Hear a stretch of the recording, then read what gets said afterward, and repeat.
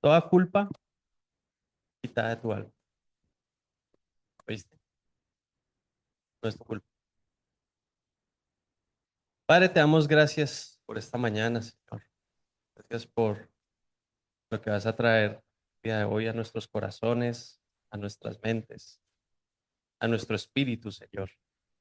Entrego la palabra del día de hoy y te pido que seas tú, amado Padre Celestial, tomando el control, Señor, de lo que hablaremos y de lo que recibiremos en este día. En el nombre de Jesús.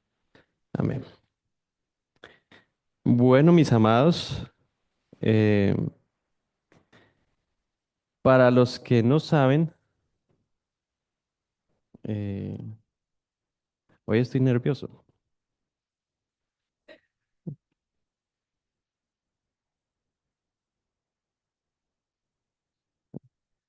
Dicen que ya los años, uno ya pasa de tercer piso y cójalo.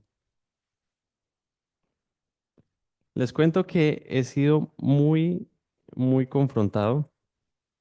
Esta semana que pasó ha sido una semana muy especial porque ha sido una semana donde Dios me ha quebrantado. Em, Me ha quebrantado mis argumentos, mis esquemas, mi doctrina. Yo le decía ahora a Paulita y a Luisa que me siento como en una crisis de los 30, cuando uno empieza a reevaluar todo. Y dentro de esa reevaluación, les voy a empezar a contar un poquito de mi vida. Mm, so sorry. Porque parte de lo que permite que todos entendamos es transmitir también la vida de uno, ¿sí? En muchas ocasiones se pinta al pastor como el que no le pasa nada o el que no ha vivido nada, pero hoy vamos a entender un poquito. Resulta que nosotros, pues nunca nos faltó, pero sí hubo mucha necesidad. Y dentro de esa necesidad, pues habían situaciones complejas como a veces heredar ropa del hermano mayor, eh, a veces recibir zapatos regalados o ropa regalada, a veces tener que ir al colegio con los tenis rotos por debajo y que se le mojaran a uno la media si llovía. Y tener esa pena de que si tenía que quitarse los tenis en educación física, las medias estaban rotas. ¿Cuántos, y sin levantar las manos, pero quiero que mediten entre ustedes situaciones que han vivido así? Y situaciones en donde uno a veces tiene un antojo y no se lo puede dar, que quiere comprar unas rancheras, pero no alcanza para las rancheras, sino para las mangueras.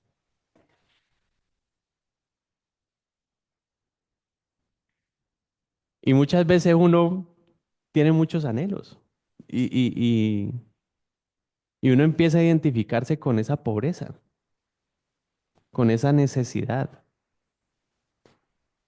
Y uno empieza a vivir su vida eh, con ese estigma y, y se vuelve un miedo que te persigue, porque se vuelve un miedo donde estás todo el tiempo pensando que te va a faltar, que de pronto hoy estás bien, pero no sabes si el próximo mes va a haber o no va a haber, que si de pronto te echan del trabajo, entonces vas a volver a la misma situación de la que pasaste. Y te empiezas a vivir en función de eso. Empiezas a vivir en función del temor y del miedo y en función de la necesidad. Y automáticamente tu mente se programa para vivir en necesidad. Y aun cuando tienes, sigues sintiéndote en necesidad. Entonces, llegamos a los pies de Cristo. En mi caso particular, pues siempre que sí en un hogar cristiano, pero empiezo a adoptar la doctrina de la necesidad. Entonces veo a Cristo crucificado, veo que Cristo resucita, pero me quedo con el Cristo que no tiene dónde dormir, me quedo con el Cristo que no tiene dónde sentar cabeza, me quedo con el Cristo que a veces no había que comer y espigaban en día de reposo.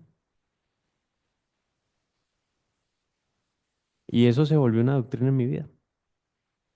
No me di cuenta. Y entonces todo el tiempo basaba mi necesidad o lo que había vivido en necesidad con una doctrina bíblica para sustentar mi postura. Y no había entendido cuántas bendiciones había perdido por esa mentalidad. Y el Señor ha venido a romper. Y empezó por mí, mayorcito. Así que, Padre,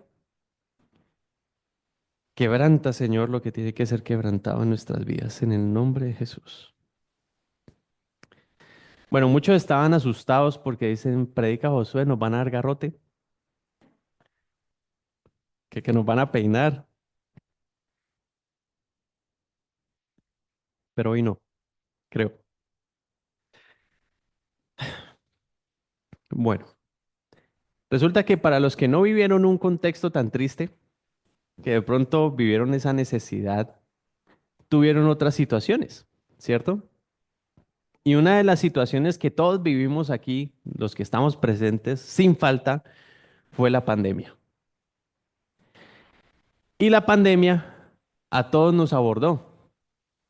Muchas personas quedaron con problemas de ansiedad. El otro día yo hablaba con el hombre que me peluquea y me dice, no, mi esposa es psicóloga y ella me diagnosticó que yo quedé con trastorno de ansiedad y él le temblaban las manos o todo el tiempo era como inquieto.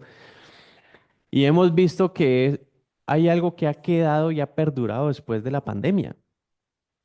Yo les conté en algún momento que una vez fui a cambiar el aceite del carro y se me chispoteó. Y entonces la viejita que atiende el lugar me dice, yo le dije, uy, qué pena con usted, no debía haber hablado así. Y la señora me dijo, no, tranquilo, mucha gente quedó así después de la pandemia. Y creo que no somos conscientes de que algo nos transformó. Muchos no somos conscientes de que algo pasó que quedó en nosotros, de esa incertidumbre. eh, eh, Muchos perdieron incluso la posibilidad de tener una visión de para qué planeo a 5 años si no sé qué va a pasar, si me están bombardeando por las noticias que algo va a pasar otra vez malo, de que nos preparemos para otra pandemia.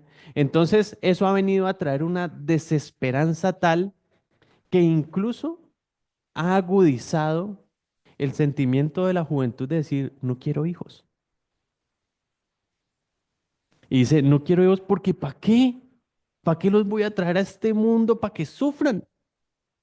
¿Para qué voy a traer hijos para que esto no vayan a vivir nada malo? Si a duras penas estoy sobreviviendo yo, ¿para qué voy a traer un bebé? ¿Sí o no? Menos Sebastián, Sebas no aplica.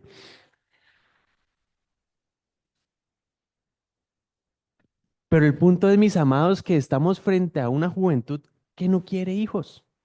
Miren, a mí nunca se me olvida el día del matrimonio civil de Elías. Estaba el notario y el notario llega y les dice, tengan hijos. Ese notario no era cristiano, yo estoy seguro de eso, pero les dice, tengan hijos. La sociedad necesita hijos de buenas personas, porque la sociedad se transforma a través de una juventud diferente. En cambio, los musulmanes, ellos sí están llenándose de hijos. Europa está llena de musulmanes. Me escuchaba una prédica, un estudio de Itiel, en donde él decía que por cada 4 habitantes de la tierra hay un musulmán. para mí esa estadística fue, o sea, es que, no, es que esto hablado a nivel mundial. O sea, en el mundo, por cada 4 habitantes hay un musulmán. O sea, el porcentaje es demasiado alto. Es exagerado. O sea, una cuarta parte de la tierra es musulmán. Entonces, en ese orden de ideas, mis amados, si nosotros no empezamos a entender nuestra identidad, otros nos las van a empezar a imponer. Entonces, en ese orden de ideas, ayer, como decía nuestro apóstol, estamos en un desayuno de pastores de la red de Jesucristo Vive Hoy, y el pastor Roosevelt, o apóstol Roosevelt, dijo algo muy interesante de que el Espíritu le había hablado. Y el Espíritu le había dicho, ¿dónde está tu fe? ¿En la cruz o en el trono? Y a mí esa pregunta me llamó mucho la atención. ¿Dónde está tu fe? ¿En la cruz o en el trono? ¿Sabes? ¿Lo había preguntado? Yo tampoco. Y yo me quedé masticando eso que él dijo. Y los demás pastores participaban de otras cosas. Y yo era en la cruz o en el trono. ¿Y por qué condicional? O sea, ¿por qué no se pueden las dos? ¿Por qué no le dijo y? Le dijo o. Y yo ahí entendí. Yo dije, Señor, mi fe siempre ha estado en la cruz. En la cruz. Todo el tiempo. En el Cristo crucificado, en el Cristo que pagó el precio por mis pecados, en el Cristo que me limpió con su sangre. Pero si ustedes ven, todo gira en torno a la cruz. Y el trono. Y este, mis amados, es un tiempo donde el Señor nos está diciendo, pongan sus ojos un paso más adelante. No se queden en la cruz. La cruz es un fundamento, pero no es toda la estructura. El fundamento de la cruz es necesario, pero tenemos que seguir al siguiente nivel de es qué significa tener mi fe en el trono. ¿Quién se sienta en el trono? Y eso lo vamos a ver al final. ¿Listo? Así que mis amados, volviendo al tema de las situaciones adversas,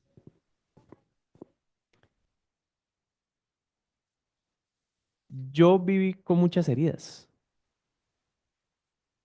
Hay cosas que uno trae de heridas que uno ni sabe. Pero yo empecé a recordar cosas. Y empecé a recordar cosas de mi infancia, cosas de mi adolescencia, cosas de mi juventud, cosas a las cuales yo les había echado tierra y dije, sigamos adelante. Pero empezó a haber un detonante. Y resulta que el día de mi cumpleaños, Esteban y yo tuvimos un agarrón. Y entonces yo era victimizándome y era haciendo una autoconmiseración. Mejor dicho, me alborotó todo, con todos los poderes, mejor dicho, como dicen. Estaba mal. Entonces yo procuraba que ella no hiciera el almuerzo, que ella no hiciera, mejor dicho, a duras penas la dejé hacer el desayuno para que se sintiera mal, pero a la vez para que yo me sintiera mal. Entonces ya en la tarde noche yo me puse a meditar, bueno, ¿a mí qué me pasa? Si debería ser un día contento, todo el mundo felicitándome y yo aquí amargado. Le estoy en la otra cara de la pantalla, ¿no?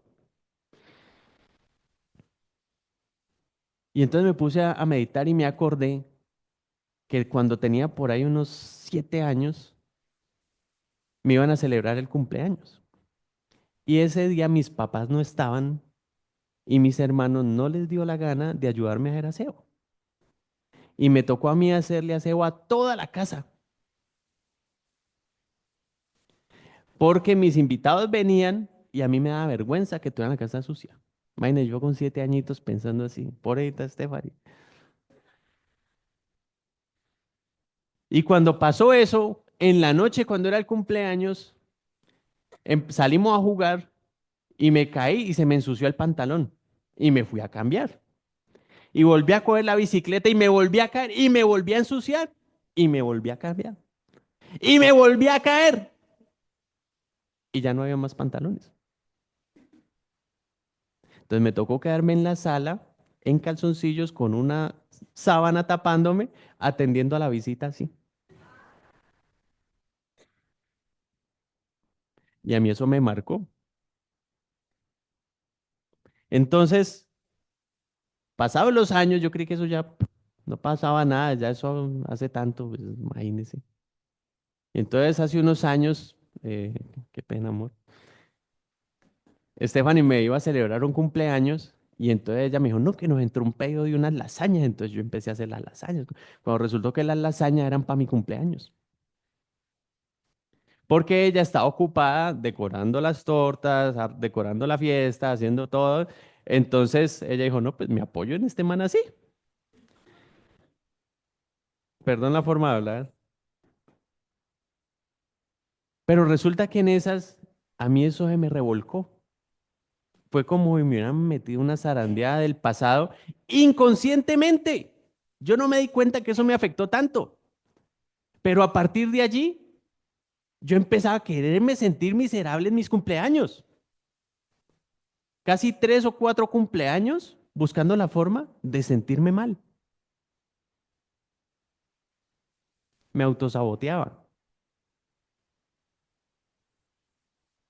Y el Señor permitió que este año yo pudiera darme cuenta de eso y pudiera perdonar y pudiera ser libre y pudiera entender una cosmovisión diferente de lo que es un cumpleaños, de lo que es vivir tranquilo, de lo que es esperar en el Señor, porque es que eso no revolcó solo eso, o sea, revolcó un montón de cosas en donde dije, Señor, mi mente era escasa, mi mente se limitaba a lo que yo podía hacer, a lo que yo podía lograr, no podía haber más de allí.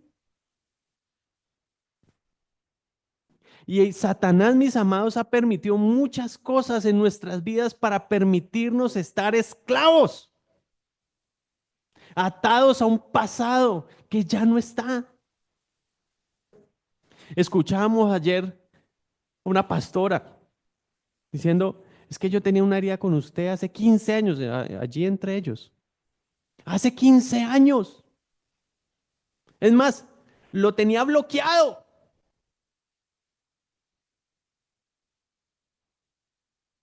Y el Señor, no, gracias por lo que pasó, pero guárdame de guardar rencor durante tantos años. Si usted quiere ver algo, miren, un amigo me decía, Josué, si vos querés ver algo diferente en tu economía, tenés que hacer cosas diferentes. Y eso no aplica solo para la economía. Si vos querés un matrimonio diferente, hacé las cosas diferentes.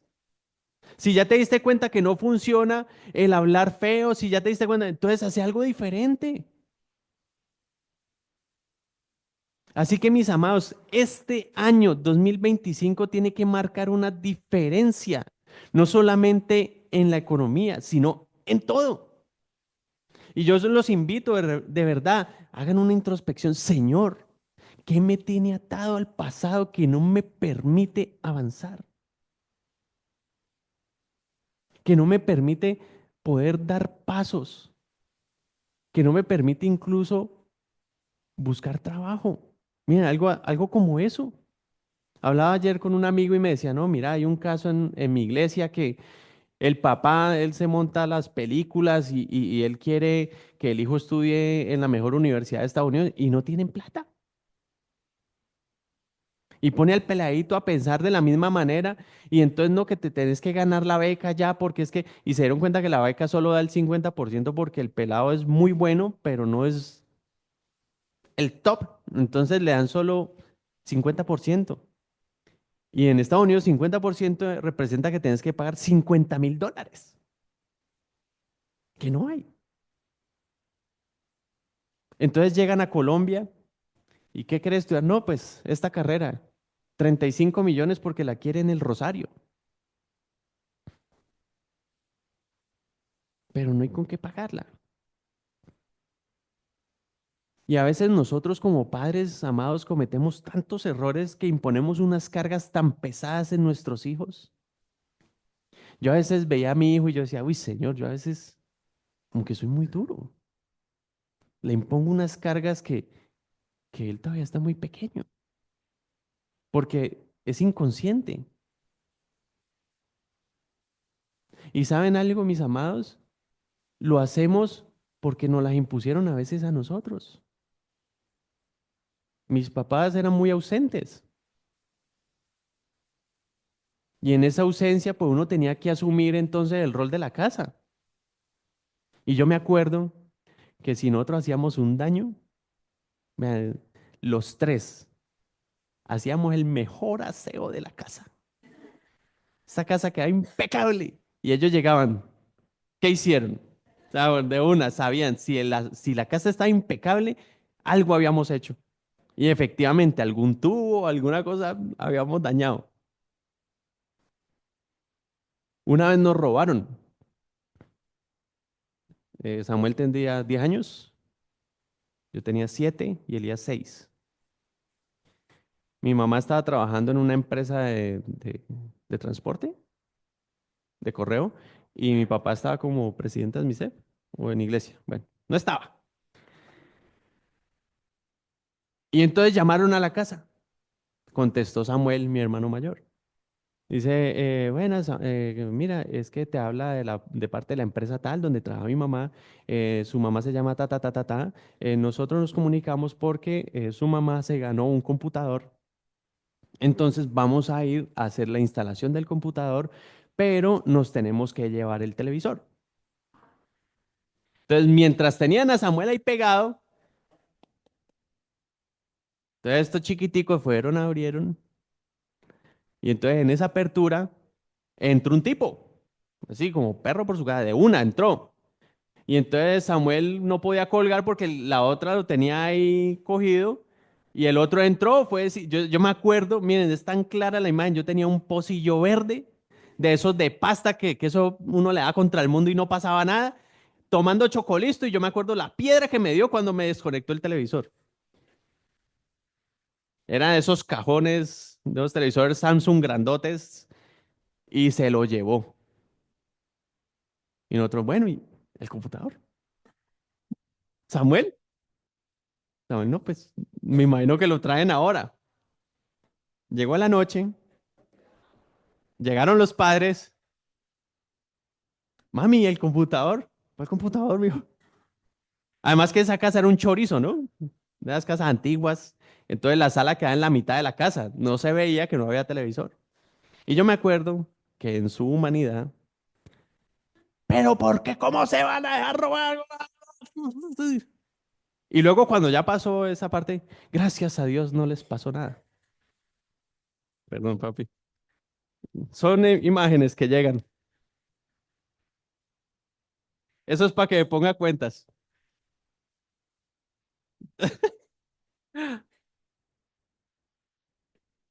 Amados, se ve re chistoso, pero ¿a quién no hubiera marcado? ¿Sí me entienden? ¿Cuántos vivieron desprotección?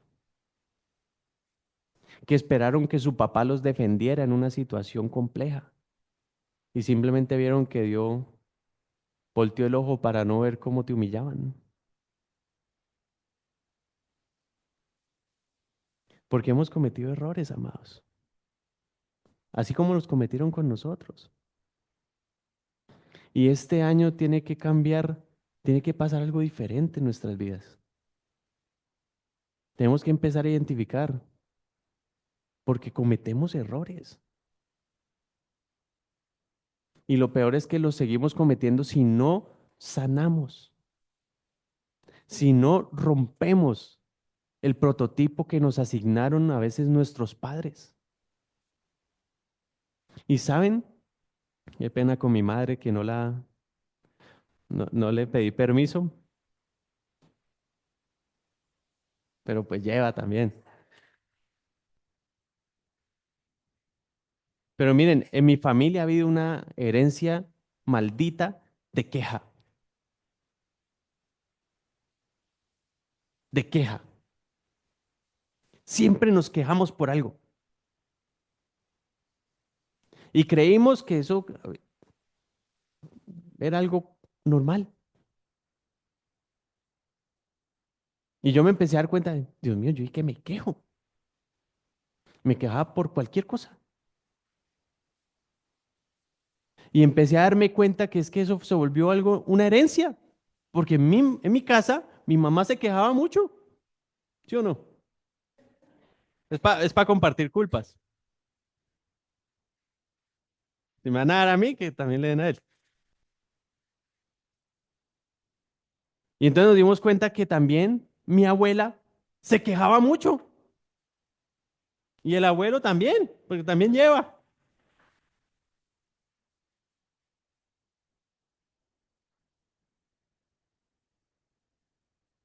Y perdón, tita, también lleva. Las tías también se quejan.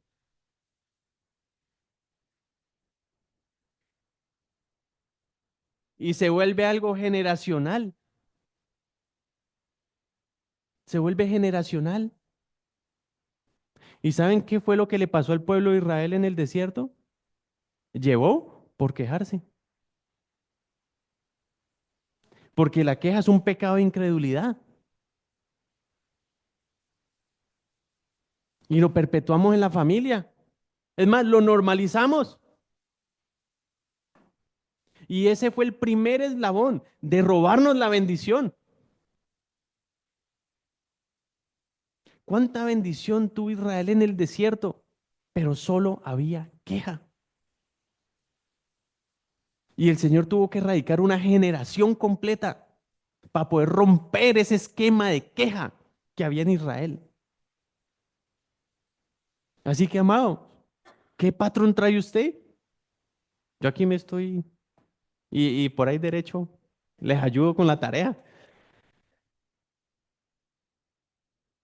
Pero si usted no empieza a traer libertad a través del Espíritu a su vida, usted va a seguir siendo un esclavo. Perdóneme, es la verdad. Porque venimos con ataduras generacionales. Es más, hay ataduras que usted mismo creó en su generación, que de pronto su mamá no era así, pero usted la empezó. Y sus hijos empezaron a ver, ay, mira, eso es normal. A veces normalizamos hasta los gritos. Mamá, qué pena.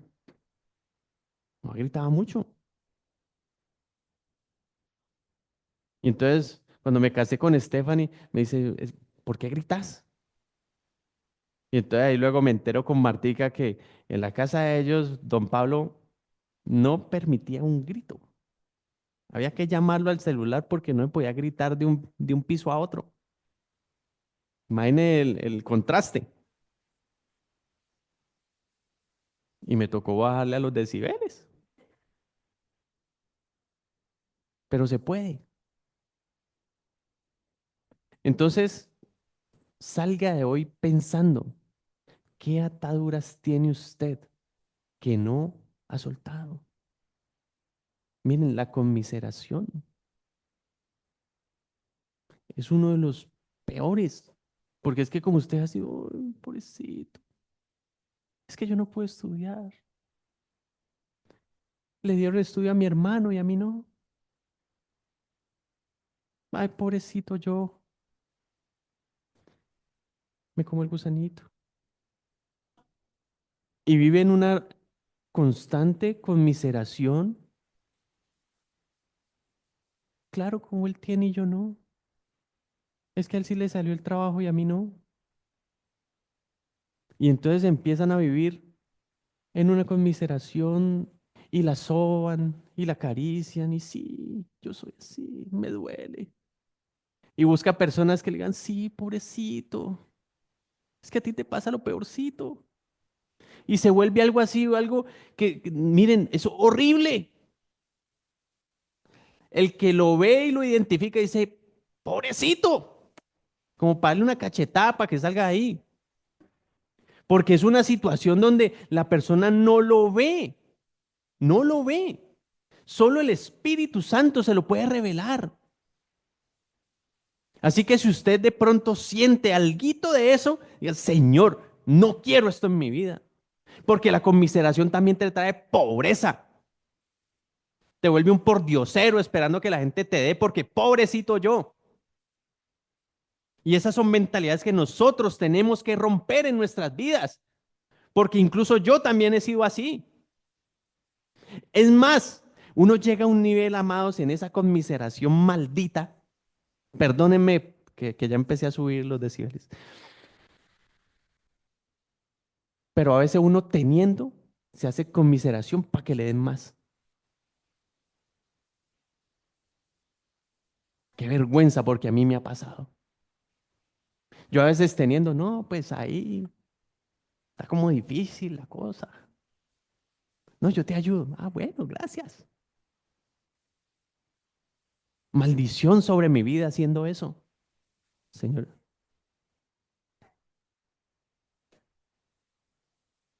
Correcto.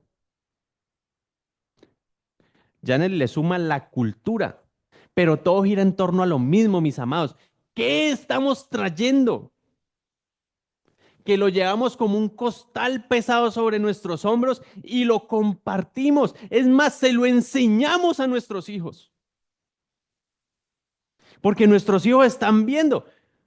Mis hijos dicen, nosotros somos ricos. Y yo, calle esa boca, güey. Y no pueden ver que yo esté contando la plata del arriendo porque ellos creen que mi papá tiene plata y yo ya, eso ya está destinado, mami. Pero esa conmiseración me ha robado bendiciones porque no me ha permitido entender las riquezas del reino. Miren, hay una mujer en la Biblia que trae un rompimiento. Señor, aún los perros comen lo que cae de la mesa. Y Jesús le dijo algo brusco porque le dijo, no está bien darle el pan de los hijos a los perros. Y esa mujer tenía una visión más allá porque yo me ofendo. Digo, ¿sabe qué? Suerte es que le digo. Camine, hija. Y me voy con mi orgullo para otro lado. Porque el orgullo es otra maldición. ¿Usted sabía eso? Mira, te quiero bendecir. Recíbeme, recíbeme. No, no, no, no. ¿Cómo te ocurre? No, no, ni más faltaba. No, yo tengo. ¿Cómo se llama eso? Orgullo. Ay, Camilo, le cayó, hermano. Ah, ahí quedó grabado para que lo recuerde cuando la vuelva a ver. Orgullo. No recibir ayuda de otros es orgullo. Y perdónenme lo que voy a decir, por favor, pero no hay peor, no hay persona más orgullosa que un pobre.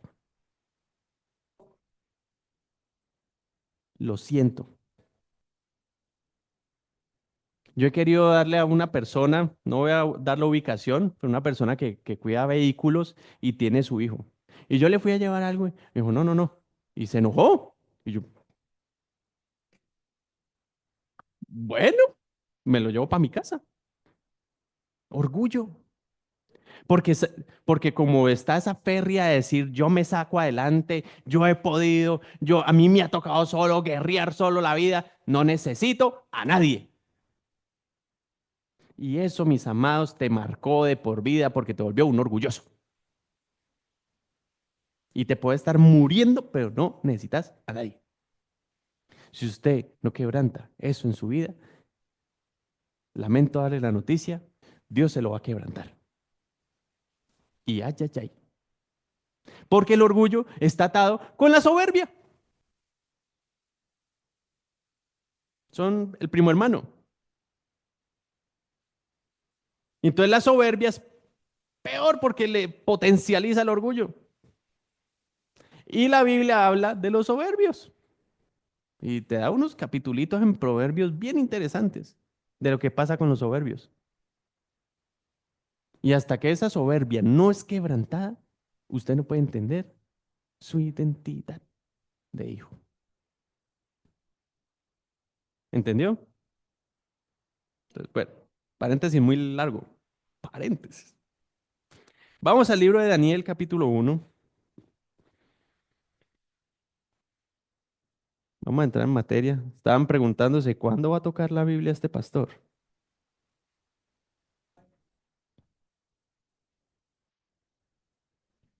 Daniel capítulo 1, versículo 1.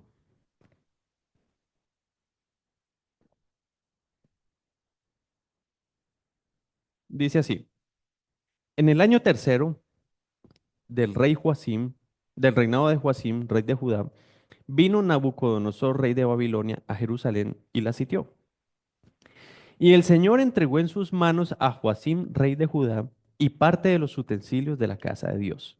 Y los trajo a tierra de Sinar, a la casa de su Dios, y colocó los utensilios en la casa del tesoro de su Dios.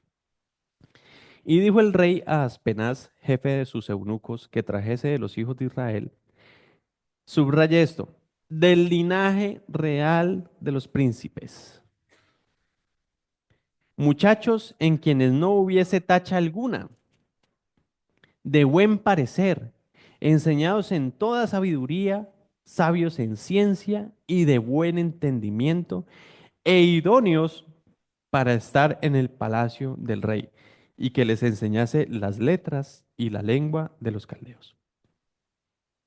Así que de aquí se selecciona un grupo, ¿cierto? Un grupo de jóvenes. Resulta que si usted estudia los reinados, los diferentes reinados, se da cuenta que era muy común que los reyes tuvieran N cantidad de hijos. Y eso venía como en una tradición tenaz, porque dice que tenían hasta 70, 80 hijos. Y eso que solo mencionan varones, sin mencionar pues las niñas. Ahora, si Salomón tuvo 1000 mujeres, ¿cuántos hijos tuvo? O sea, empecemos por ahí.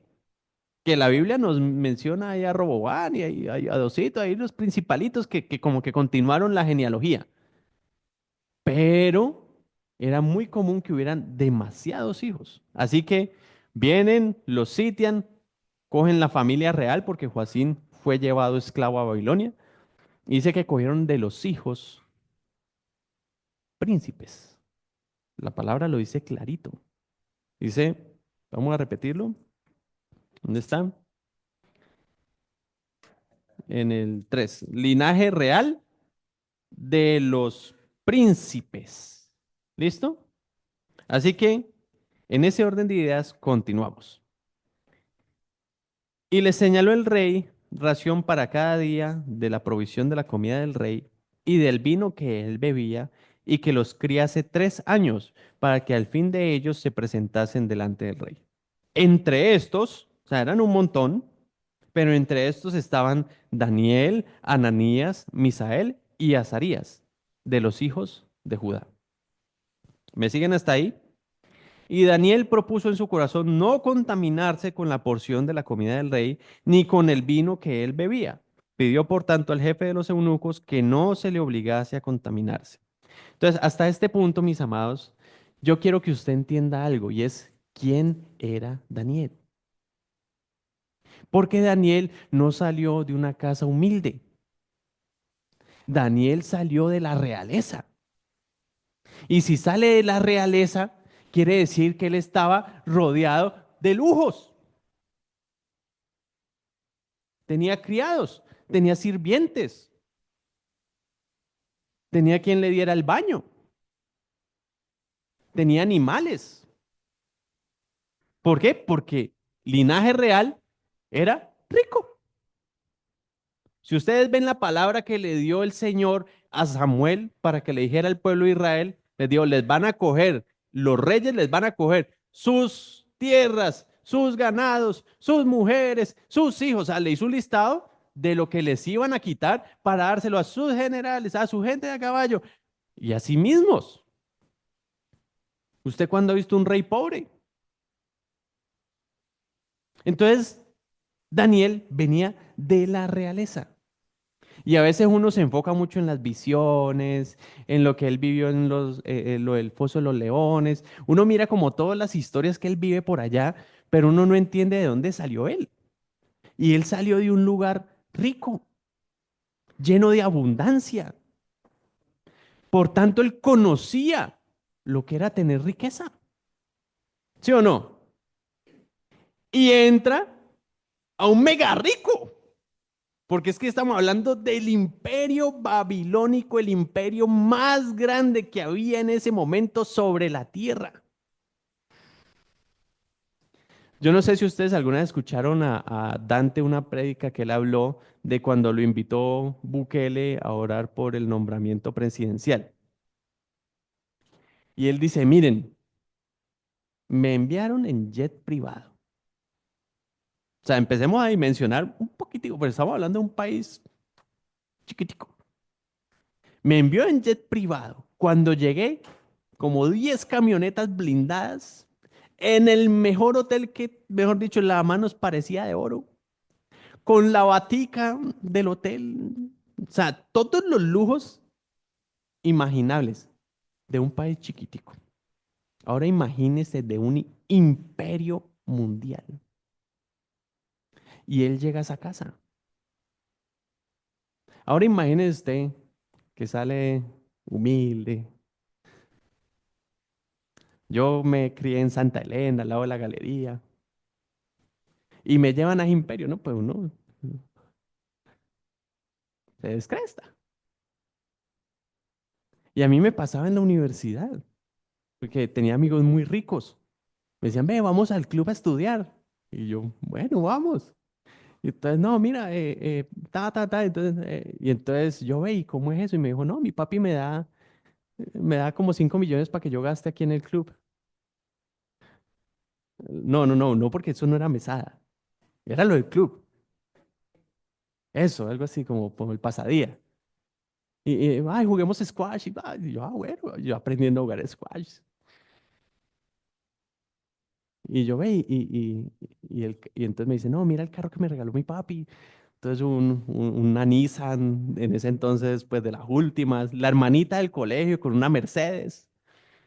Y no, mi papá me da apenas 1 millón para la gasolina y yo, a mí me dan 2.000 para el descanso, hermano. Y resulta que aquí hay algo importante, amados, que esto es un detalle no menor. Mi corazón estaba mal, porque cuando hay necesidad, tu corazón es muy engañoso con las riquezas. Tu corazón se puede torcer muy fácilmente cuando hay plata. Yo no sé si a ustedes les ha pasado, esto es algo muy coloquial, que dicen no hay peor rico que un pobre que llegó a la riqueza. Usted con una persona que nació en cuna de oro y son más nobles, una belleza, sencillos, ¿no? Y hasta visten sencillitos, que uno no lo, o sea, uno lo ve y uno dice, este man no es rico. Ve una sencillez. Pero vaya con uno que cogió de abajo y esos son así, y te miran así como si fuera una chusma, porque no hay un corazón correcto. Entonces ahí nos vamos encaminando hacia el punto. ¿Listo? Así que mis amados, yo quiero que entendamos algo. Cuando es llamado Daniel, y voy aquí a parafrasear para que usted haga la tarea de leer Daniel, resulta que Daniel lo llama el rey porque tuvo un sueño. Y dice que él va a matar a todo el mundo porque ninguno de los sabios que tenía le había podido adivinar lo que había soñado. Imagine que yo le diga a Liliana, Liliana, dígame qué soñé anoche. Y me dice, no, hermano, ¿qué le pasa? Cuénteme qué soñé. Yo le digo, ¿qué puede significar? No, es que quiero que me digas qué soñé. Es que eso es imposible. Te voy a matar entonces. Porque es que así fue la sentencia. Ah, no puedes adivinar, te mato. Y como era el imperio, el rey del imperio, pues entonces él tenía la autoridad para decir, ve, caíste mal, ya. Es que no dimensionamos, mis amados, no dimensionamos el poder que tenía Nabucodonosor. No lo dimensionamos. O sea, él en ese entonces tenía el botoncito de las bombas nucleares y era el único que las tenía, para que entienda más o menos. Y resulta que dice, Daniel sale, el Espíritu de Dios le da la revelación y dice, usted va a ser el jefe de todos mis sabios de todo el imperio. ¿Usted se imagina esa posición? No, no se lo imagina. Porque es como si se volviera el consejero personal del rey. Si usted está viendo que el rey consulta para saber qué se soñó, es porque era el principal. Miren, era tan tenaz el puesto que le cogieron envidia, que la gente anhelaba ese cargo que ese hombre tenía, al punto que lo querían matar para poder quedarse con ese cargo. ¿Por qué? Porque es que era un cargo impresionante. O sea, él puede decir, mira, rey, este me está molestando. Como el meme de aquí nuestro, ¿cómo se llama? De nuestro Pablito. Fue una tarea. Mis amados, póngase de pie, póngase de pie. Mi señora no, tranquila, las que sufren de la rodilla no. Va de pie, estire, porque es que viene el segundo round, están cansados, para que no me pierdan, mueva la cabecita, los hombros. Listo, ya, estamos bien, listo. Bueno, pueden sentarse. ¿Listo? Bueno, aquí hay un dato importante, amados. Les pedí que se destensionaran porque es que aquí viene una revelación. Satanás se robó nuestra identidad de prosperidad. Se lo voy a repetir. Satanás se robó nuestra identidad de prosperidad. Porque vino un movimiento llamado Evangelio de la Prosperidad. Y muchos pastores cayeron en él. Y todo se centró en la prosperidad del rey,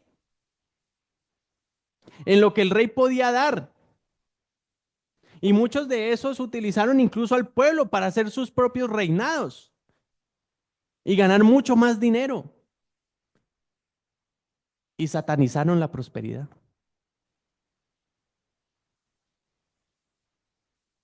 ¿Usted me está entendiendo? Porque empezamos a ver la prosperidad como algo malo. Lo volvimos una doctrina personal. ¿Por qué? Porque es que como escuchamos tanto alrededor la doctrina de la prosperidad, pues nosotros vimos, no, no, no, no, no. Prefiero no ser próspero porque vea esa gente. Y perdimos uno de los detalles más importantes, amados. Y es que como hijos del rey, somos ricos. Por derecho. Si el rey se moría, ¿quién heredaba? El príncipe. ¿Sí o no? Pero nosotros renunciamos a eso, amados. Yo en lo personal renuncié a eso. Me daba miedo. Yo dije, uy, no, Señor, guárdame. Si me voy a perder, no me prosperes. ¿Quién ha orado así? Ay, uy, yo soy muy sincero. Yo le decía, Señor, si me voy a perder, no me prosperes. Porque era un miedo, porque conocía mi corazón en esa área. Y el Señor me ha tenido que pasar por diversos filtros, situaciones, para poder mostrarme mi corazón. Miren, ¿saben a mí qué me pasa? Yo llegué a este nivel. Me prestaban un carro de lujo. Y bueno, Pablito tenía la Ford. Mi cuñado tenía una camioneta Ford Edge 2018, espectacular. Y yo me bajaba de esa camioneta prestada. Me iba a mercar y yo bajaba así.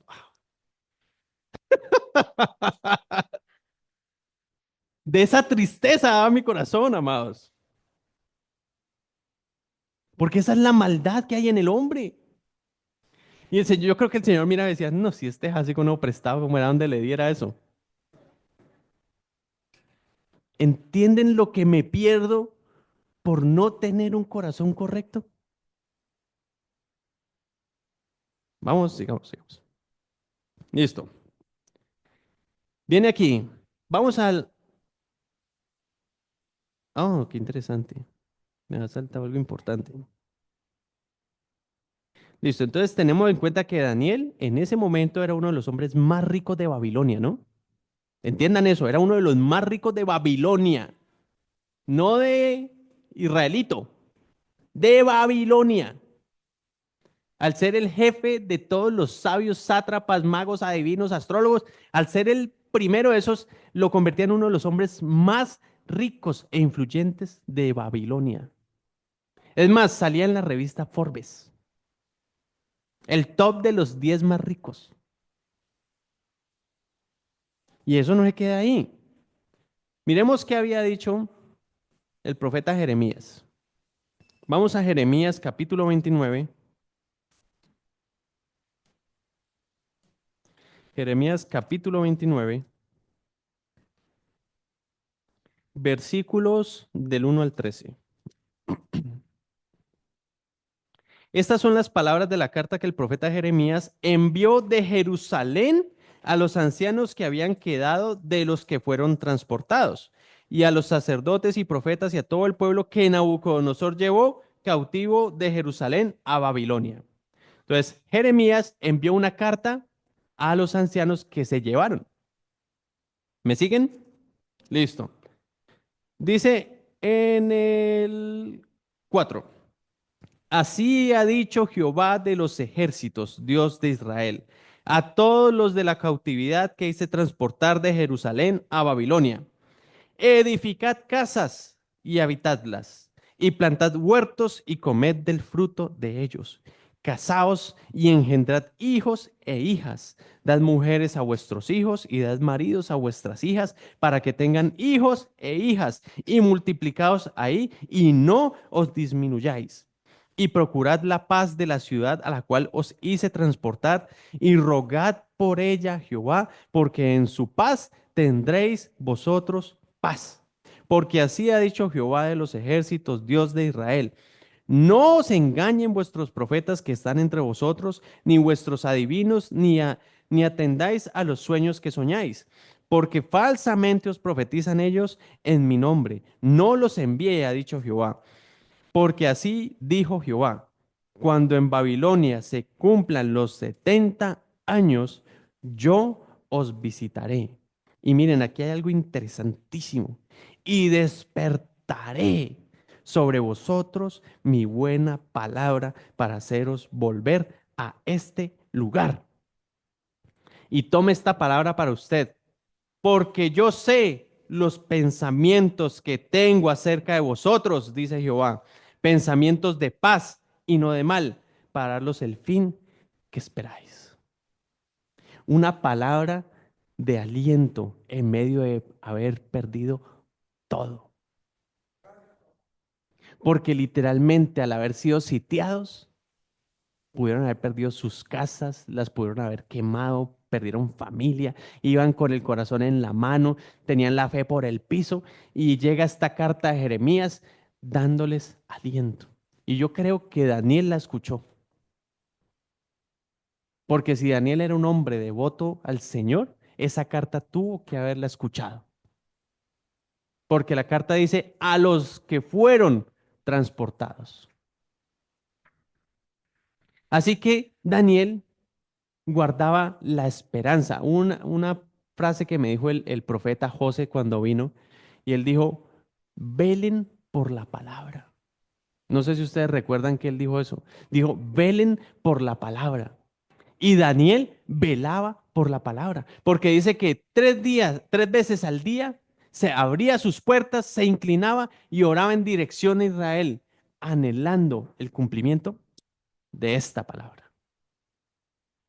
Y saben, hay algo importante que no podemos pasar por alto. ¿Quién trae el despertar, Liliana? ¿Quién lo trae? Dios.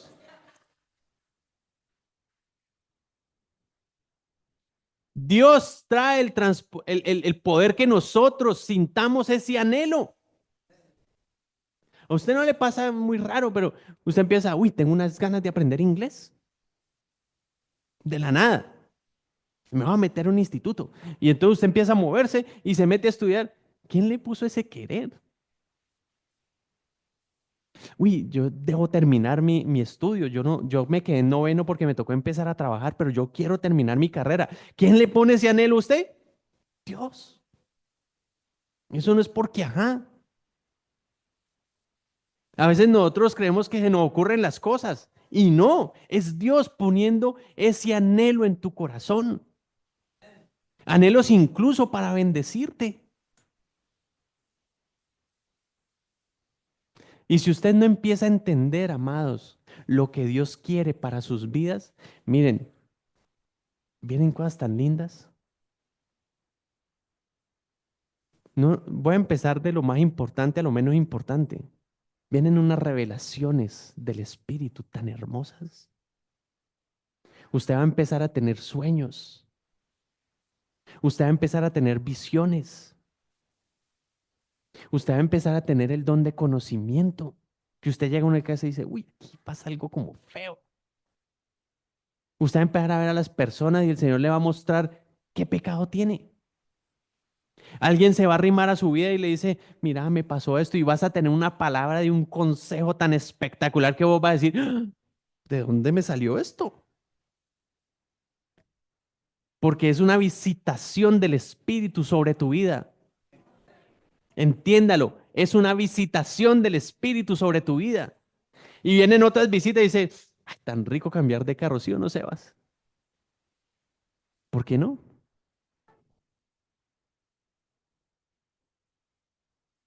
¿Por qué no? Van a empezar a venir deseos, anhelos terrenales. ¿Y por qué no? Porque es que también satanizamos los anhelos terrenales. Me incluyo, yo lo satanicé. Es más, lo hice aquí.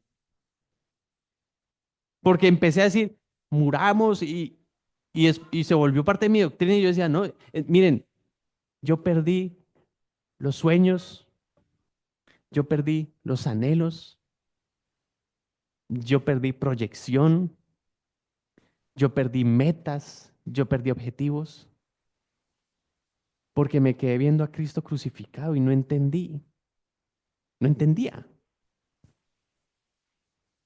que hay un trono de un rey todopoderoso que a través de mi vida puede bendecir a otros, que a través de mi vida yo puedo llegar y decir, mira, tené. Ayer hablaba un pastor que tenía, eh, le estaba diciendo a mi tío, yo recuerdo, pastor, al apóstol Roosevelt, yo recuerdo que usted me dio mi primera Biblia, porque usted me dijo, usted va a ser un pastor. Y él dijo, pastor, yo ni Biblia tengo. Y le dijo, pues compre una y de las mejores. Pastor, no tengo plata. Tenga la mitad. Son finanzas del reino. Una mujer ayer dijo, miren, viene una provisión muy interesante para mi iglesia. Si esa provisión sale, pastor, cuente con un templo propio aquí en Cali. Al apóstol Roosevelt se lo dijo. Son finanzas del reino.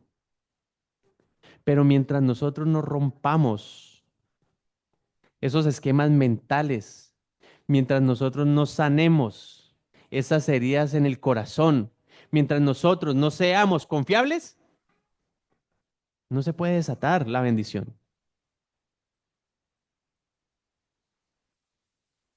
No se puede. Usted es Camilo, ¿usted se considera un buen padre? ¿Cierto que sí? Si su hijo a los 15 años le dice, papá, regálame una moto, ¿se la das? Entonces no es tan buen padre. Menos mal tiene a Daniela que es la voz de la conciencia. Usted sabe cómo manejan allá en Terrón. Y usted sabe que eso lo puede llevar a hacerse a grupitos allá en Terrón. Entonces usted dice, no, ni porque tuviera 35. Porque en parte de su consideración como padre es, yo quiero guardar a mis hijos. Yo quiero lo mejor para mis hijos, pero su seguridad es primero. Como me dijo una vez mi cuñado, es que se te salió el papá oso. Sí, a veces, ¿quién se mete con mi hijo? ¿Por qué, mis amados? Si usted siendo malo, con el corazón torcido, es así, ¿cuánto más Dios? ¿Cuánto más Dios te quiere bendecir? ¿Cuánto más Dios quiere algo mejor para tu vida? ¿Cuánto más Dios quiere que tú salgas de donde estás? ¿Cuánto más Dios quiere que tú estudies, que te realices, que puedas llegar a unos lugares de importancia? ¿Saben por qué empecé a contarles de dónde salí yo? Porque aquí estoy. Porque también me tocó estudiar en colegio público, tirando navajas por la ventana para que no las pillaran. Tranquila, Yanni, ya cambié.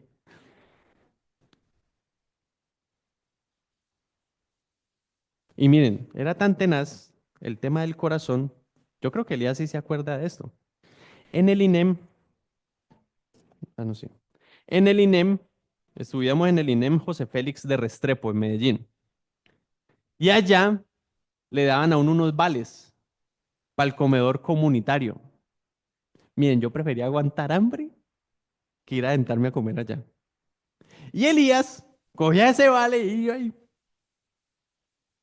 comía quelos de todo. A mí me daba asco con esos vasos plásticos porque yo decía, uy, no, guácala. Yo creo que Esteban se trauma.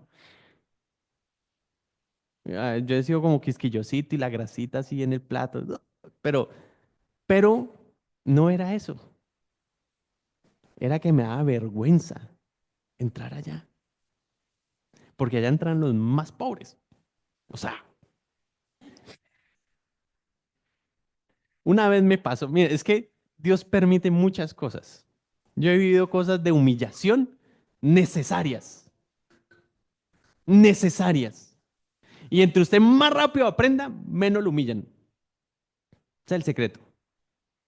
Pero si usted no aprende a humillarse, el Señor enseña a humillarlo. Una vez llego, estaba con mi uniforme, ese uniforme era horrible, una sudadera roja, así como la camisa de Ufrani. Roja, roja, no, no que sea fea, el color. No es personal, el color. Es para que se rían. Y tenía unas líneas así verdes como, la camiseta del USFA y blanco. Y entonces a mí eso a mí la sudadera, además que en la medida en que iba pasando el tiempo de lavadas, se iba poniendo como salmón. Entonces terminaba como el pantalón de Nedita. Y entonces yo llego y paro el bus. Y entonces me subo a mi circular 302, pago mi pasaje y me siento adelante. Y unos pelados de un colegio privado que quedaba sobre la vía, un colegio pupi, paran ahí. Hey, parcerito, nos llevas por la de atrás, le dice el del bus. Y el del bus, ni que fueran del INEM. Y yo, y una vergüenza. Y yo pagando el pasaje, imagínate, ¿ah? Y desde ahí así, entonces cuando salía al colegio, hey, me llevas por la de atrás y funcionaba. Y ahí me ganaba unos pesitos yéndome por la de atrás. Luego en la universidad, o sea, eso fue en el colegio, en la universidad se me pasó la hora, yo no sé por qué tuve que bajarme en un lugar y ya no tenía plata en la tarjeta. Y yo, miércoles, ¿y ahora qué hago? No, pues echemos pata.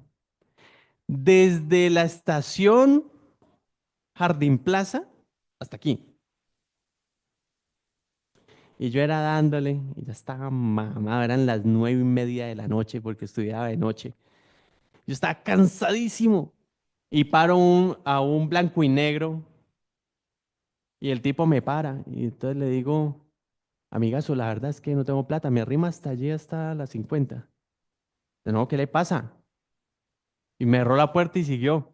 Oh, usted es mucho desgraciado. Se me salió, pues. Y luego entendí el señor humillándome. Y yo sigo así caminando, desventurado, triste. Y qué pena. Chao. Cuando en esa llega y me está esperando en el semáforo de la 66. Súbase, pues, súbase. Miren, está en la 66. Ya había caminado como 3 kilómetros. Yo iba a decir, pues, en mi corazón, me miro las ampollas. Mentira, no estaba tan mal. Me subí, cogí mi orgullo y me lo guardé en el bolsillo. Y me subí y él me miraba por el retrovisor. Y yo era así, hasta que llegué. La humillación te forma el carácter. Tienes que entender que el Señor permite la humillación en tu vida para poderte bendecir. Después de la universidad, yo nunca más volví a montar en mí. A no ser pues que me pasó algo extraordinario y me tocó. Pero desde ahí el Señor me dio carro. Yo puedo andar en mi carro. Y yo a veces miro a los del mío cuando llevo a los niños al colegio, yo los miro y yo, ay, Señor, gracias.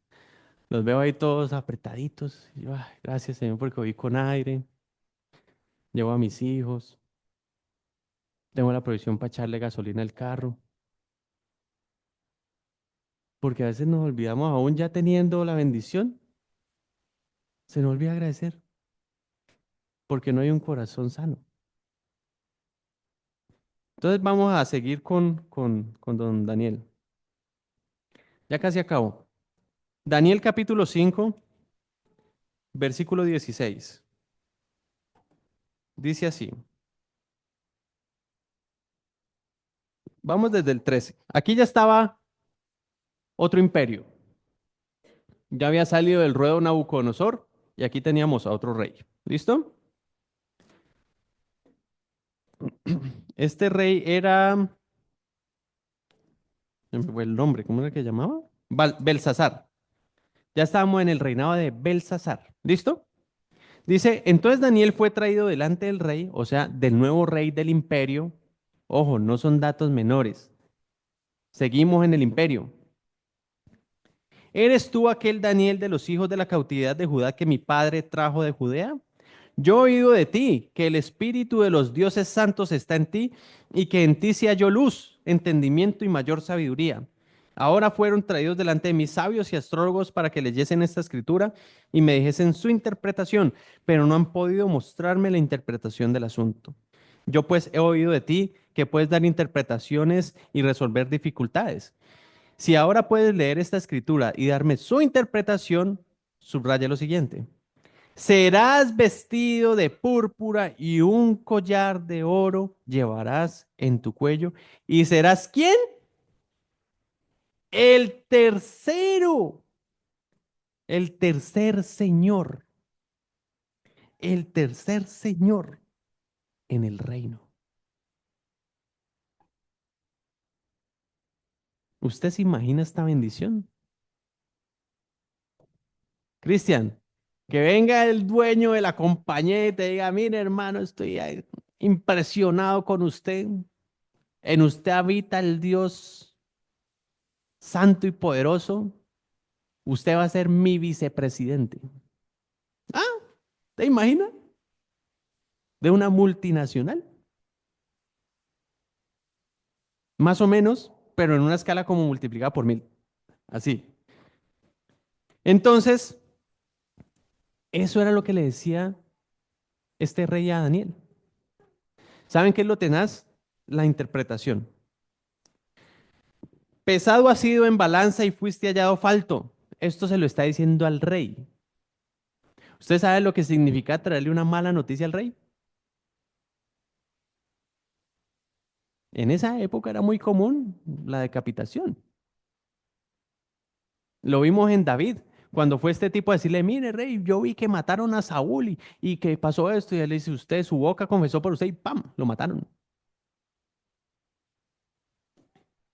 Y Daniel le va a decir esto al rey del imperio de Babilonia. Pesado has sido en balanza y fuiste hallado falto. Tu reino ha sido roto y dado a los medos y a los persas.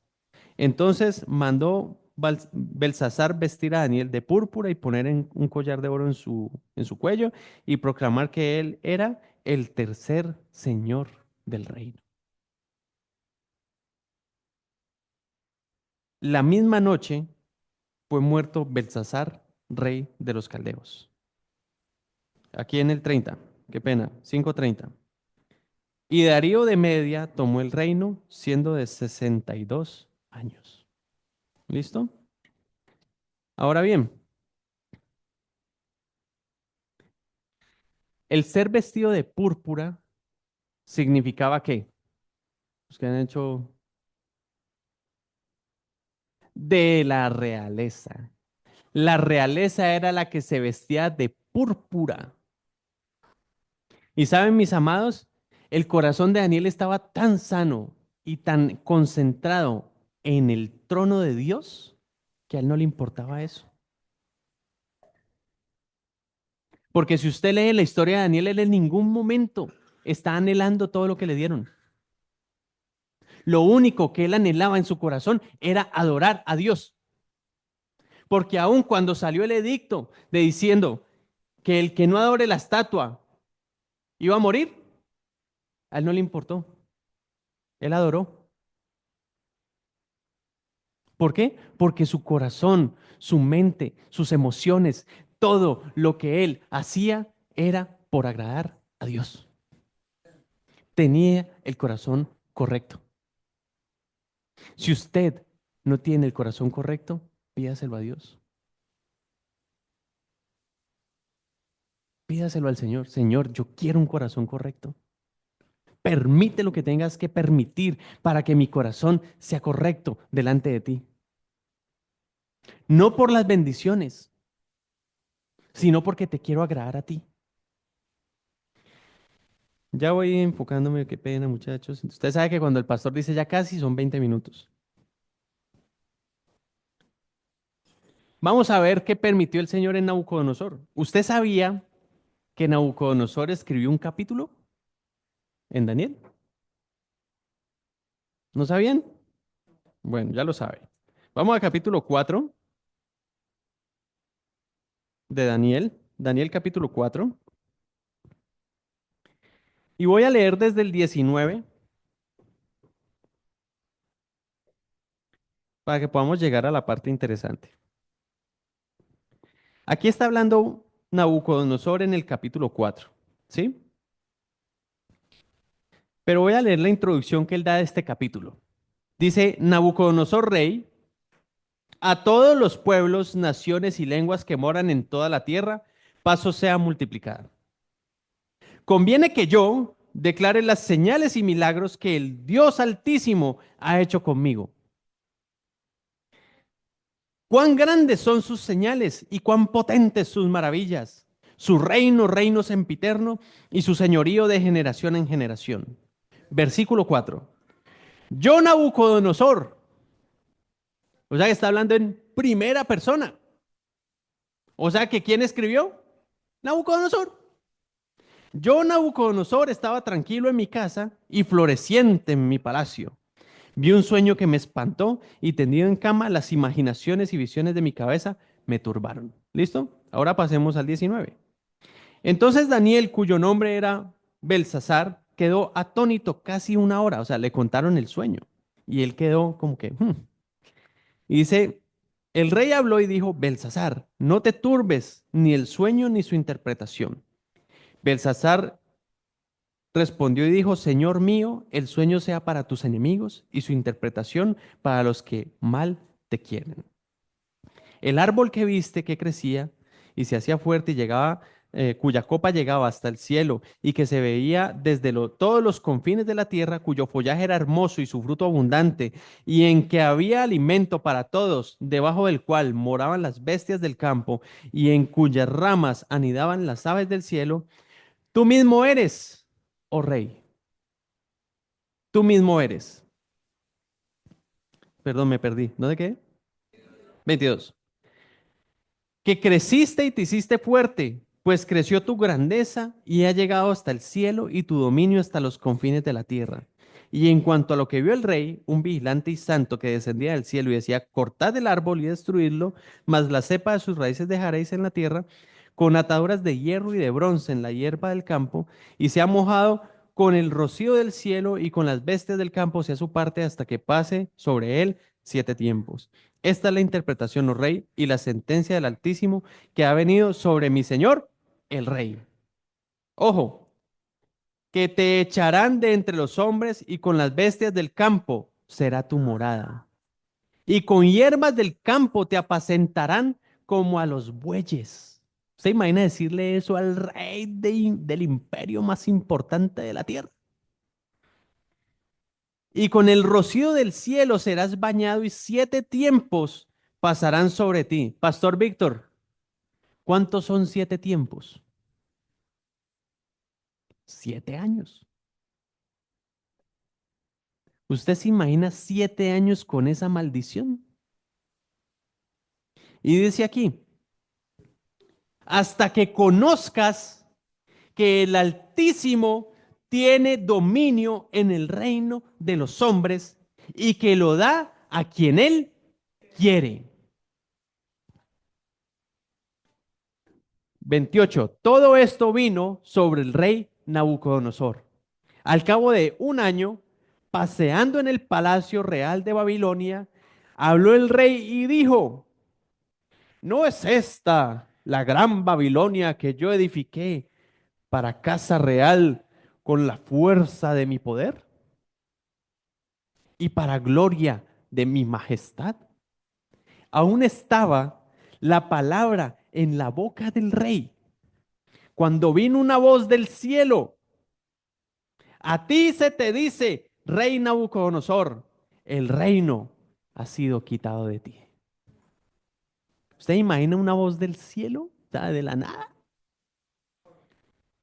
Y de entre los hombres te arrojarán, y con las bestias del campo será tu morada, tu habitación, y como a los bueyes te apacentarán, y 7 años pasarán sobre ti, hasta que reconozcas que el Altísimo tiene el dominio en el reino de los hombres y lo da a quien él quiere. En la misma hora se cumplió la palabra sobre Nabucodonosor y fue echado de entre los hombres y comía hierba como los bueyes y su cuerpo se mojaba con el rocío del cielo hasta que su pelo creció como plumas de águila y sus uñas como las de las aves. Y saben, mis amados, nosotros en algún momento por desinformación perdimos esta idea. ¿Quién da los reinos a los hombres? Entonces, esto pasó después de que Adán y Eva pecaron, ¿sí o no? Pero Satanás tentó a Jesús y Satanás le dijo, todo esto te daré. Y dice que le mostró todos los reinos de la tierra. Entonces, si es Dios el que da, al fin, ¿quién es? ¿Dios o Satanás? Dios, amados. Dios es el que te ha puesto donde tú estás. Dios es el que te da la gracia y el favor para escalar. Dios es el que permite que tú llegues a donde llegaste. Una vez Marcelita me recibió en el banco y cuando fui a la entrevista con mi jefe, que en ese entonces fue mi jefe, me dice, ¿usted sabe el programa que utilizan? ¿Cuál es que? ¿SAP? ¿Usted utiliza SAP? Y yo, no. ¿Usted maneja macros en Excel? Y yo, no. ¿Usted me hizo como 5 preguntas, no. Yo ali más chantado. Y dije, no, ¿qué voy a quedar? Y quedé. También, pero estaba destinado. Luego entré a la clínica Farallones y resulta que tuve entrevista con mi jefe y la jefe de mi jefe. La entrevista súper amena, bien. Tuve una entrevista grupal y en esa entrevista fue la jefe de la jefe de mi jefe. Y ella me coge a mí de primero. Yo me acuerdo, ella entró así. ¿Usted por qué quiere estar en la clínica? Y era por un cargo de servicio al cliente. Y yo le dije, mire, yo voy a un restaurante y lo primero que veo es el servicio. Si yo veo que el servicio es malo, yo probablemente no vuelva a ese restaurante. Y si yo soy así para un restaurante, ¿cuánto más puedo hacer en el sector salud? Ya, ok. Y él siguió preguntando y todo el mundo empezó a responder sobre lo mío. Bueno, eso quedó. Me llama una amiga de la clínica y me dice, ve, no quedaste. Y yo, ay, ¿cómo así? No, no. La jefe de mi jefe, o sea, la jefe de mi jefe, dijo que no, porque hay un man que tiene como 5 años de experiencia en clínicas, entonces no, pues, baila, yo no tenía nada de experiencia. Y en esas llega y me llaman de la clínica. Señor Josué, mire, para informarle que el día lunes tiene los exámenes médicos. Y yo, ¿de qué está hablando? No, para informarle que quedó. Y yo, ¿qué? Señor, ¿qué quedó? Y yo, ¿en serio? Pues como ya me han dicho que no. Luego, con el paso del tiempo, me enteré que la jefe de la jefe de mi jefe le dijo, no, quiero a este muchacho. ¿Y qué? Así que Dios te ha puesto donde tienes que estar. Dios abrirá la puerta que te tiene que abrir. Dios cerrará la puerta que tiene que cerrar. No eres tú, no es tu voluntad. Elías, cuando vienen votaciones, él dice, la gente cree que vota. Usted cree que opina, usted cree que tiene voluntad, pero Dios es el que ha definido nuestras vidas desde el vientre de nuestra madre. Amén. Así que aquí viene algo interesante en el 34. Mas al fin del tiempo, al fin de los 7 años, yo Nabucodonosor alcé mis ojos al cielo y mi razón me fue devuelta. Y bendije al Altísimo y alabé y glorifiqué al que vive para siempre, cuyo dominio es sempiterno. Y saben, aquí Nabucodonosor no está adorando al de la cruz, está orando al del trono. Está orando al Dios de dioses, al Señor de señores, al que es por los siglos de los siglos. Y su reino por todas las edades.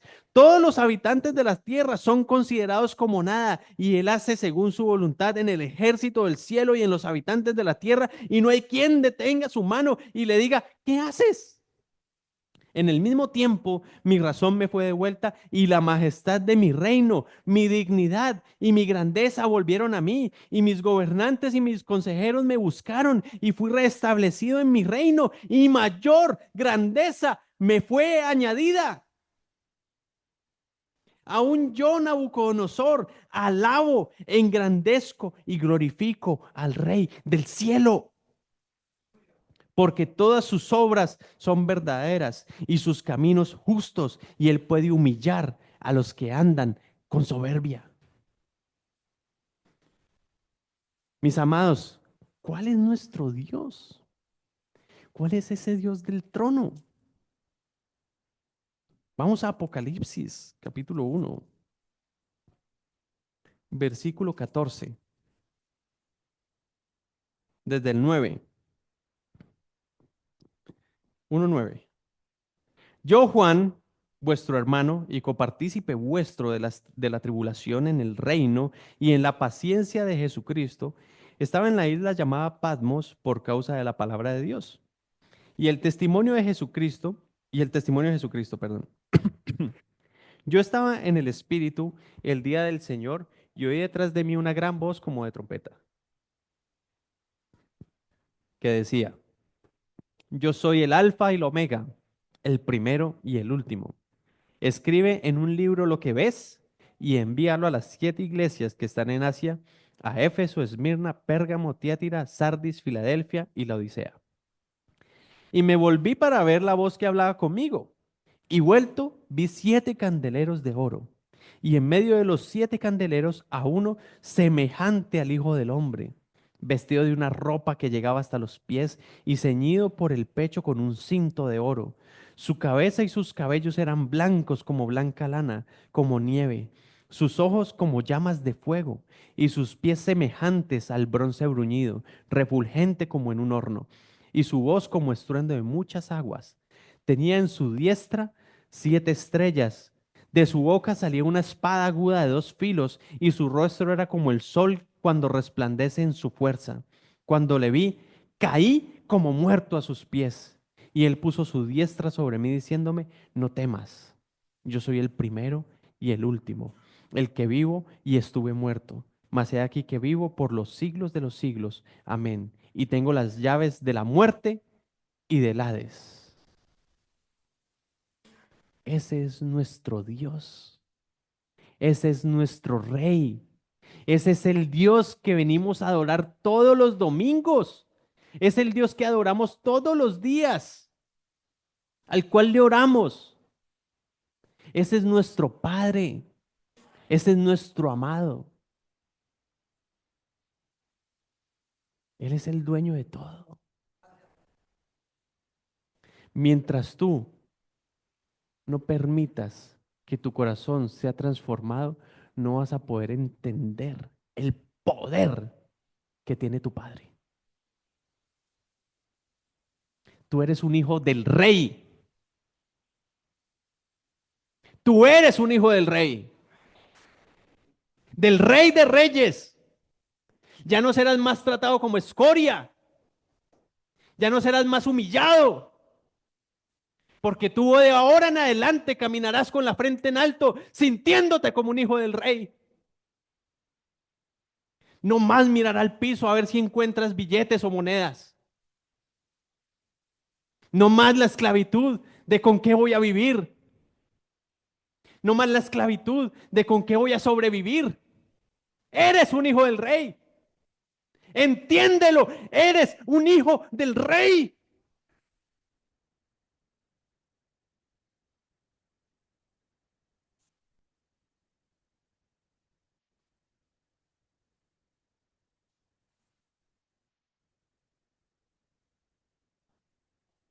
Porque ya conocéis la gracia de nuestro Señor Jesucristo, que por amor a vosotros se hizo pobre, siendo rico, para que vosotros con su pobreza fueseis enriquecidos. Y en esto doy mi consejo, porque esto os conviene a vosotros, que comenzasteis antes no solo a hacerlo, sino también a quererlo desde el año pasado. Ahora pues, llevad también a cabo el hacerlo para que como estuvisteis prontos a querer, así también lo estéis en cumplir conforme a lo que tengáis. Porque si primero hay la voluntad dispuesta, será acepta según lo que uno tiene, no según lo que uno no tiene. Porque no digo esto para que haya entre vosotros holgura y para vosotros estrechez, sino para que en este tiempo, con igualdad, la abundancia vuestra supla la escasez de ellos, para que también la abundancia de ellos supla la necesidad vuestra, para que haya igualdad, como está escrito, el que recogió mucho no tuvo más y el que poco no tuvo menos. Y saben, mis amados, ¿usted quiere ser bendecido? ¿Quiere que le dé el secreto? Es mejor dar que recibir. Porque en la medida en que usted alarga su bolsillo es ensanchado. Y esto es un principio bíblico. No le estoy hablando de la doctrina de la prosperidad, es la realidad. Si usted ve a un hermano que tiene necesidad, dele. Si usted tiene o no tiene, dele. Porque en la medida en que su fe es ensanchada para dar cuando no tiene, va a empezar a recoger de donde no hay. Pero si usted sigue siendo escaso para dar, no espere recoger. Es un principio bíblico. Amén. Padre, yo te doy gracias, Señor, por esta palabra. Yo te pido que trabajes, Señor, nuestro corazón, que nos permitas, Señor, ser humildes delante de ti, Señor, delante de nuestros hermanos. Te pedimos perdón, Señor, por nuestra soberbia, por nuestro orgullo, por nuestra altivez. Te pedimos perdón por la queja. Te pedimos perdón por la autocomiseración. Te pedimos perdón porque no nos hemos dejado trabajar por tu espíritu, porque hemos sido rebeldes a tu voluntad, Señor. Perdónanos, Señor, aún por tener una mente escasa. Perdónanos por transmitir esto a la siguiente generación, Señor. Y yo te pido en esta hora que traigas libertad a esta iglesia, Señor. A nivel espiritual, trae libertad, Señor, para gozar de tu presencia, para gozar de tu gloria, Señor. Pero también te pido, amado Rey, que nos permitas entender la abundancia en ti, Señor. Como decía el apóstol Pablo, entender el vivir en abundancia, pero también vivir en escasez, aprendiendo a gozarnos en todo y por todo, Señor, porque tú eres nuestro especial tesoro. En el nombre de Jesús, Señor. Amén. Hay una prédica que escuché de Andrés Corson que él decía, miren, cuando usted diezma, usted se compromete. Y él decía que cuando la gente en su iglesia diezmaba había un mayor compromiso, pero también había una mayor abundancia. Los que me conocen saben que a mí no me gusta hablar del diezmo ni más faltaba, pero no les voy a robar la bendición. El diezmo es otro principio. Y aunque muchos digan, que se pega de Malaquías, sí, pues está en Malaquías. No lo puedo evitar, es bíblico. Y en eso dice, pruébenme en esto. Y hay una prueba donde el Señor dice, yo les voy a cumplir. Y Andrés Corson decía, miren, yo le digo a la gente, pruebe 3 meses diezmando y 3 meses no diezmando y saque sus conclusiones. ¿Saben por qué, mis amados? Porque en el dar está la bendición. Usted no está dando para enriquecer al pastor. Usted está dando porque en su mentalidad dice, Señor, a ti te doy primero. ¿Y saben algo que yo entendí? Señor, si mis pastores se gastan la plata en lo que no es, allá tú con ellos. Allá tú con ellos. Yo cumplo con lo que me corresponde, porque entiendo que hay bendición en ello. Así que, mis amados, si las cosas no le funcionen, prueben algo diferente. Amén. Los bendigo, amados.